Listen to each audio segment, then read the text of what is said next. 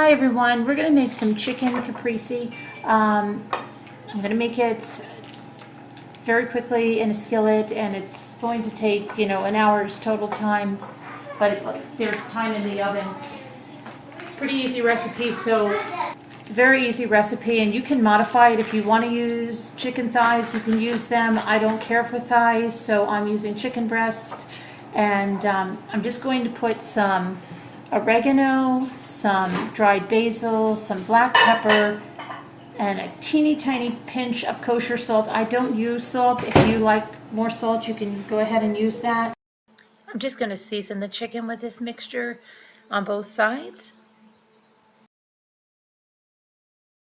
And then we're going to sear it for about 4 minutes in a cast iron skillet. Get it brown, and then we'll remove it and we'll go ahead with some brown sugar and balsamic vinegar, which I'll show you.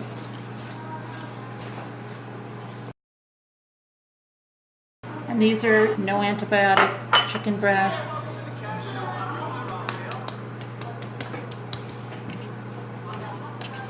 That I'm using.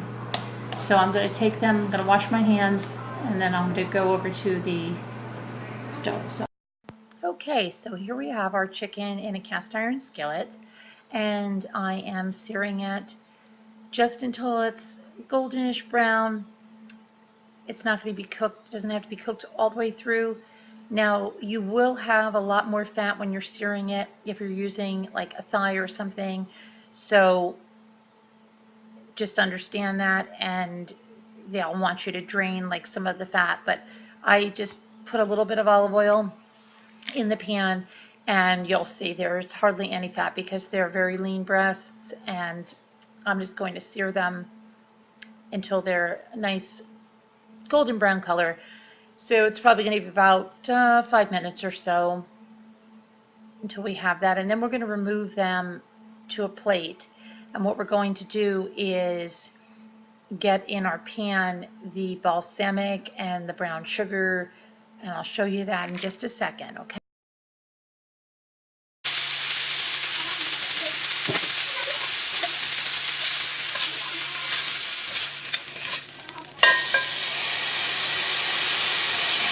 Okay, so I'm adding about 2 teaspoons or tablespoons of minced garlic. I don't measure it, I just kind of do it by eye. And my cast iron skillet is really hot, so you'll see it brown very quickly. We don't want it to burn, of course. As soon as it gets fragrant, we're going to add a 1/3 cup of balsamic vinegar with 2 tablespoons of brown sugar. And that's going to bubble up right away.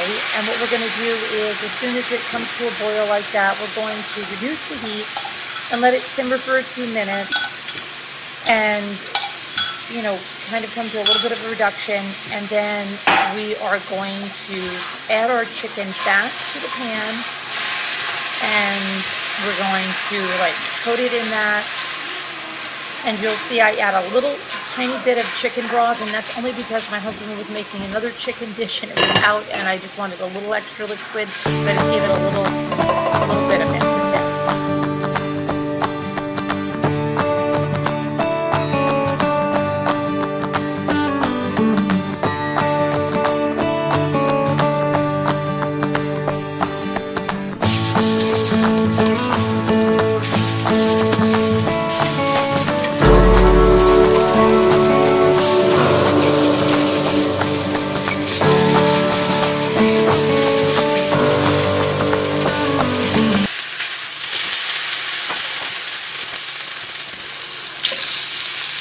Okay, now I'm adding about a cup of grape tomatoes. You can use cherry tomatoes. You can use, any type of small tomatoes. There's the sweet ones, or whichever kind you like. Just add them in. And we're going to take this over to the oven in just a second here. You're going to see that I'm going to put the chicken broth in, just a tiny little bit, because the breasts are so lean, and I just didn't want them to burn up in the oven. I could have added, I guess, a little more of the glaze or whatever, but this turned out very nice.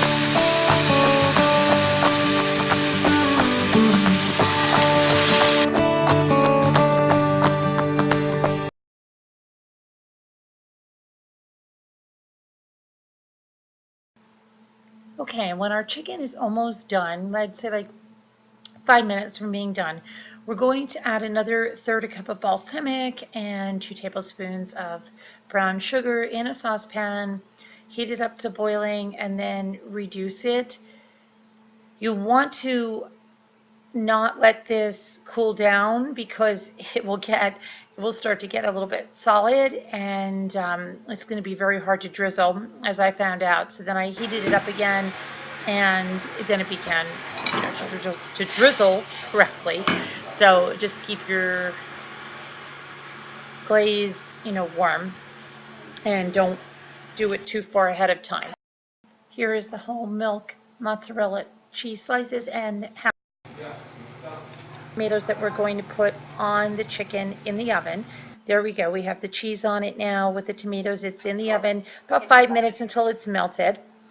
And now we're going to drizzle the glaze on. And you can see here it was a little bit on the thick side. And what I did was I ended up heating it up again, and then it was easier to drizzle.